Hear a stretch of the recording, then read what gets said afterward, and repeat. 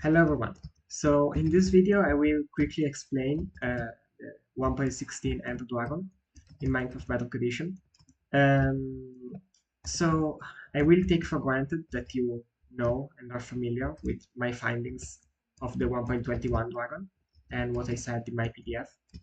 Um, so basically the main differences of the 1.16 Dragon are two. So first is the crystals. Okay, so the Ender Dragon in 1.16 is tied to the crystal count.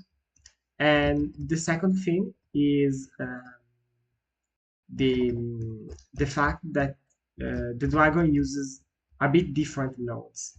So you can already see it now. As you can see, the dragon is going very far away from 0, 0. Much farther than it ever goes in 1.21. As you can see now, it's comfortably going 60 blocks away from 0, 0. So this means it's using the outer rings of nodes. So in the past video, I showed all the nodes, and there was an outer ring. And this ring was never used by the 1.21 dragon, except when it was respawned using ender crystals. In 1.16, the dragon just uses those nodes too. And this is actually pretty bad for perching because there is only one or two nodes where the dragon does perch, and if there are 12 total nodes the dragon can reach, of course there is 1/12 chance that the dragon will reach that node. But if there are 24 nodes, like in this case, there will be half the chance of the dragon perching. And it's even worse because the weight of the perching goal is less than 1.21. And the reason for that is because the weight is actually calculating using the crystal count.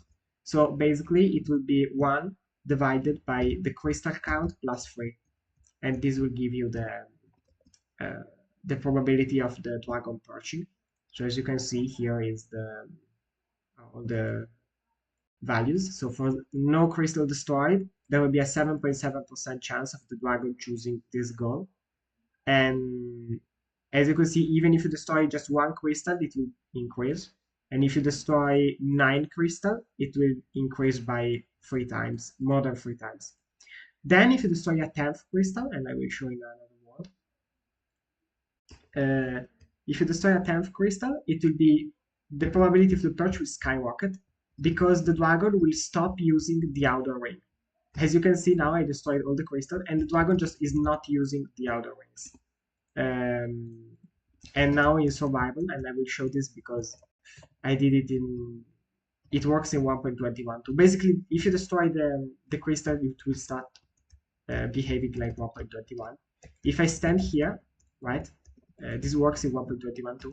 The dragon, okay, now it's perched, but like it will charge at me soon once it stops being stupid. Yeah. So as you can see, you can just back down a little, and the dragon won't hurt you. And basically, the dragon will perch much more often. So you just basically need to wait for it to forget about you, and yeah, now it's already perching again. So it's very, very good, and it keeps happening. Like you can keep going like this forever, and it works in 1.21 too. But in 1.21, you don't have to destroy all the crystals first. So yeah, basically, if you destroy all the crystals, the probability of your perch becomes like 10 times higher than if you don't. But of course, it's not very realistic because in real runs you won't be able to destroy many crystals. But yeah, even if you like are waiting, you can destroy a few, and it will slightly increase the odds. So yeah, you can do that. Secondly, a thing I don't want you to do when you're waiting for the dragon to perch is to stand like here. This is actually not good because, as I said, the dragon will always try to stay in outer rings. So if it doesn't see you, and as you can see, it just reached the node at the correct vector, but it was in the outer ring, and so it didn't perch.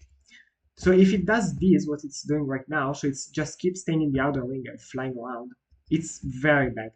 So you don't want that to happen. You want something like this to happen. So the dragon going to the middle, and then perching. So you want the dragon to also fly around in this area. So to do that, the best way is to make the dragon see and strafe at you. So exactly the opposite is 1.21. So if you stand a bit closer to the middle, it will be more likely for the dragon to see you and strafe at you. Exactly. Um, so you can also get a bit closer to the dragon, yeah. And as you can see now, the dragon is approaching more often the center of the island, and this will make the perch a bit more common, I think.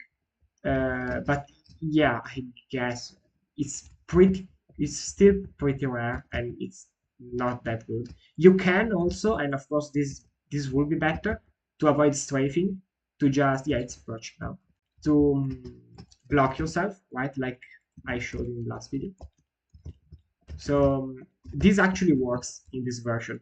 It works pretty well because the dragon goes into outer rings, it will rarely dive anyways, and so it will still see you kinda, but it won't strafe. So it will work just as fine, but it will stop all the annoying fibers. So basically, this was pretty much already well known. That's what Kaluti did in his world record of RSG. Um, but yeah, as you can see, it's perch again, so it works pretty decently. And also, you can, yeah, you can just stand here, and the dragon won't like charge you because you have to be in the line of sight of the dragon for it to charge you. But yeah, all those things were pretty much well known. But yeah, I just confirmed them looking at the code, and yeah, I added uh, a few knowledge. I have no clue why the dragon shot the wrong way, but yeah. Um, so about the nodes, basically now you know why you don't want to stand too far away. In 1.21, you do want to stand like here. In 1.16, you want to stand closer because the dragon would be more likely to come to a bit more towards you. Okay. So yeah, this was it. And it it's a much shorter video and not very dense of complex topics like the last one. But I hope you still appreciated it and you learned something new. Thanks for watching.